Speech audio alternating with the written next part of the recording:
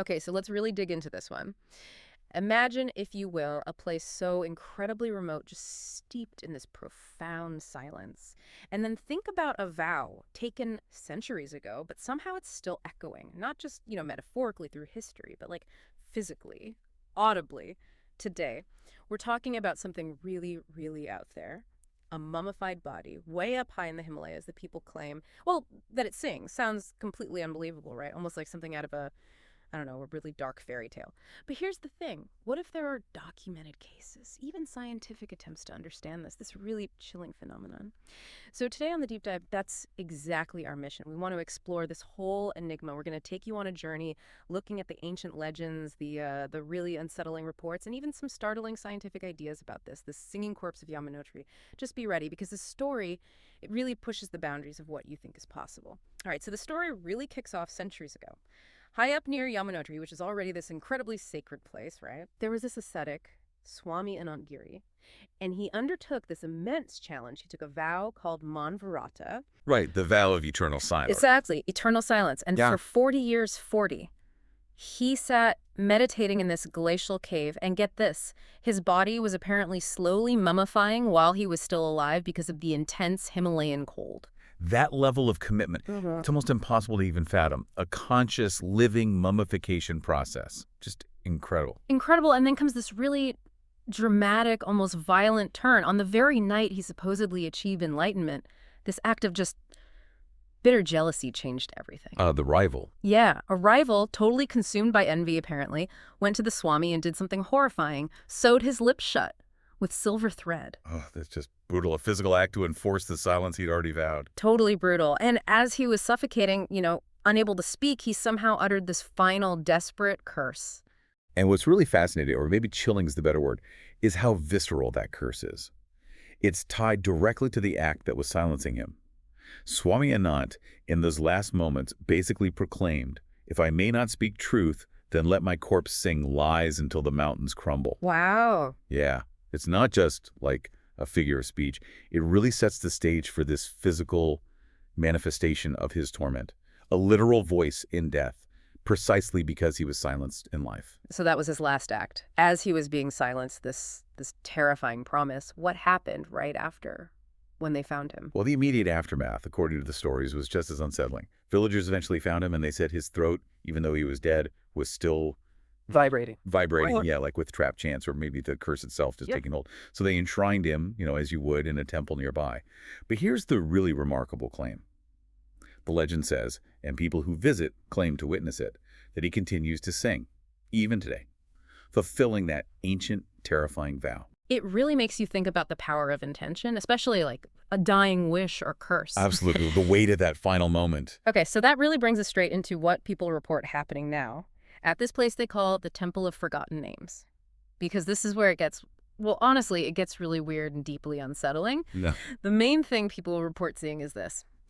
During the evening artit, that's the Hindu ritual worship with lamps, Right. the mummy's jaw apparently just unhinges, it opens, and then it starts to sing. Unhinges. Okay. Yeah. Yeah. But the sound, it's not like anything human. Witnesses say it's totally alien, kind of ethereal, just deeply strange. And here's where modern tech comes in, which is wild. They've actually made spectrograms, those visual maps of sound frequencies. Uh-huh. Well, they analyzed the song, and what they found is pretty stunning. It apparently contains 7 distinct voices, all layered together. 7 voices from one corpse. 7, like a whole choir somehow trapped inside this one ancient body. And the reported effects on people who actually listen, well, they're documented almost like a predictable progression. It's pretty horrifying. Really shows the alleged power here. So in the first 5 minutes or so of hearing this strange choir, people report feeling this intense euphoria, like they suddenly understand cosmic secrets. Euphoria. That sounds almost good, considering the source. Almost. But it doesn't last. After about 10 minutes, that feeling apparently shifts.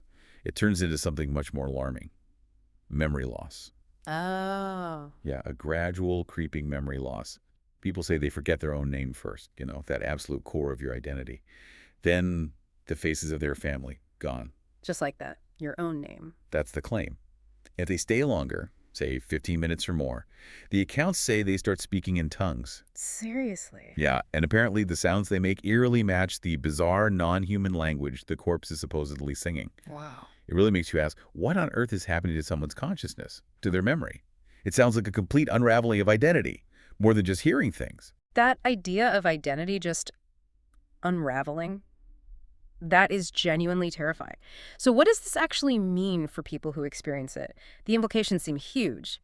Let's talk about some specific cases, these documented examples of people, pilgrims, visitors, who supposedly got caught up in this. Okay, think about this one from 1989. There was a priest, apparently quite devout. He listened to the singing for half an hour, 30 minutes. That's a long time, given what you just said. Right. So when he finally came out, people found him just obsessively writing his own name over and over, like 1,000 times, as if he was desperately trying to hold on to it. Trying to anchor himself. Exactly. But then, and this part is just so bizarre, he apparently ate the paper he'd written on. He Ate the paper. And later they found him not outside the temple, but somehow inside the mummy's glass display case, chanting along with it. Inside the case, how is that even possible? That's Yeah. deeply disturbing, a complete breakdown. It really is. That image, him inside the case, yeah, it sticks with you. It's such a stark picture of that cognitive dissolution we were talking about. Just gone. You mentioned the rapid memory loss, too, which is just incredibly unsettling in itself. I wonder, does it share any features with how, say, severe trauma affects memory? Or is it something totally unique? That's a really good question. And maybe this next case sheds some light or maybe just adds more mystery. In 2011, there was this German tourist. He's fascinated by the legend, managed to actually record the singing. But here's the really weird part. When he played the recording backward. Backward? Yeah. It supposedly contained his own home address and the exact date his mother died. What? How? That's impossible. Right. And then just 1 year later, he disappeared, vanished without a trace from the exact same area near the temple. Called back? Maybe. By the recording. Right. Or the sound itself. Chilling. And it's not just old stories. As recently as 2023, a journalist, maybe brave, maybe reckless, decided to stay overnight at the temple. She woke up the next morning completely fluent in Palikit, the ancient language. Right, ancient Indian language. Right. Fluent in that. But she couldn't remember a single word of her native Hindi. Her mother tongue was just gone, replaced. Imagine that. Waking up and your own language is foreign to you. That suggests something is profoundly messing with the brain's language centers. Exactly. These aren't just vague feelings. They're specific, documented cognitive shifts. Okay, so given these really startling accounts, apparently there was a clandestine study, this was back in 2020, trying to get some kind of scientific handle on this, and the vocal analysis, what they found was, well, it was kind of groundbreaking. It suggests there might be an actual physiological mechanism behind all this. They found the song contains specific infrasound pulses that sound below the range of human hearing, but it can still affect us physically. Infrasound. Okay, so it's not just what you consciously hear, but something else, something deeper affecting people. That makes it even creepier. Precisely. And these specific pulses they found seem to directly disrupt the hippocampus. Which is key for memory, right? Exactly. It's crucial for memory formation, spatial navigation, basically anchoring you in your own life story. So this offers a potential, though pretty terrifying, explanation for the memory loss and disorientation people report. These vibrations messing with your memory command center. Wow. And get this, MRI scans they supposedly did on people exposed to the singing. They showed what were described as temporary lobotomy-like effects. Lobotomy-like? That sounds drastic. It does. So if you connect the dots, it suggests it's not just a mystical thing.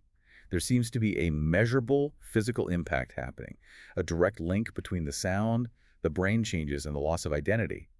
It really challenges how solid we think our consciousness is. That link between an ancient curse and modern neuroscience is just a chilling combination. But it's not all purely scientific, is it? There's this other layer, too. Right, the more esoteric side. Yeah. Apparently, researchers also found an old Buddhist demonology text, and it supposedly describes a creature, or an entity called a Dumbraksha. A Dumbraksha, what's that? It's described as a soul that's trapped between truth and lies, kind of forever stuck in this state of torment and deception. And the text apparently identifies a corpse like this one as a Dumbraksha. So that adds this whole other spiritual or even demonic dimension to it, a framework for understanding this anomaly beyond just infrasound. Exactly. And adding to that, just the physical creepiness factor. Remember those silver stitches? The ones used to sew his lips shut? Yeah. Well, according to the reports, they're getting longer. Every year, snaking out across the temple floor like these metallic roots. Seriously. Growing. That's the claim. Like they're looking for, I don't know, new mouths to silence. It's a really disturbing visual. Reinforces that idea of a living, evolving curse. This whole thing, this blend of ancient story, modern science, witness accounts, it really forces you to wonder about the limits of what we know. And it raises a practical question, I suppose. If this threat is real, according to these accounts, is there anything you can actually do to protect yourself? Like a survival guide. Exactly.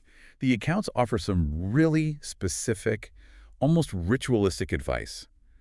A visitor's guide to surviving the chant, you could say. Okay, I need to hear this. What are the do's? What are you supposed to do? All right, first, the do's.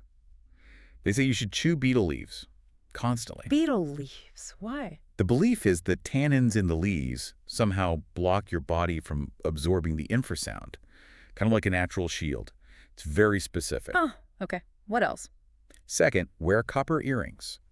Apparently, the copper is thought to disrupt the vocal resonance, maybe create some kind of counter-frequency interference. The copper earrings. Got it.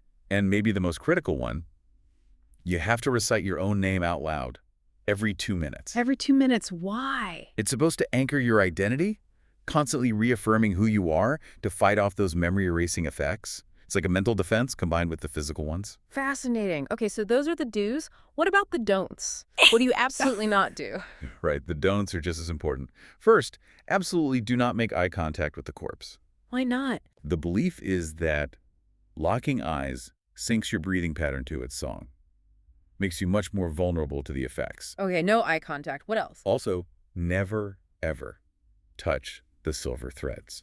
The ones supposedly growing across the floor. They're considered conduits for the curse. Touching them transfers it, basically. Right, stay away from the threads. Anything else? Yes, one very precise warning. Do not stay past 7:14 p.m. 7:14 p.m. That's specific. Apparently. That's the time when the roar of the nearby Yamuna River is said to amplify the corpse's singing, making the whole effect much stronger and more dangerous. Wow, it's like a whole set of arcane rules. But maybe based on some kind of observed danger. Perhaps. A stark reminder that sometimes ancient warnings have a point, even if we don't fully understand why. And you know, the really chilling thing now is it seems like this might not just be contained in that one temple anymore. There are recent reports, really horrifying ones, suggesting the curse is spreading. Spreading. Well, in 2024, people started reporting that the actual walls of the temple began growing new silver veins, like mimicking the patterns of the threads on the corpse, as if the building itself is becoming part of it. The walls are growing threads. That's unsettling. Deeply unsettling. And even worse, maybe, just last month, there was a report from a nearby village, Jenkachati. A baby was born there, Yeah. with its lips already stitched shut. What?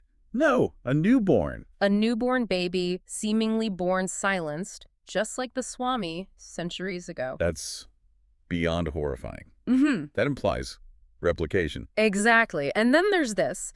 Drones flying over the region have apparently started detecting this low, pervasive, subsonic humming, not just from the temple, but from the surrounding mountain peaks. So the mountains themselves might be joining in? It certainly sounds like the chorus is getting bigger. Which brings us right to this final stark warning that comes up in these accounts. It just says, if you wake up humming a tune you've never heard, cut the thread. Cut the thread. What does that mean, like, metaphorically? The implication seems terrifyingly literal.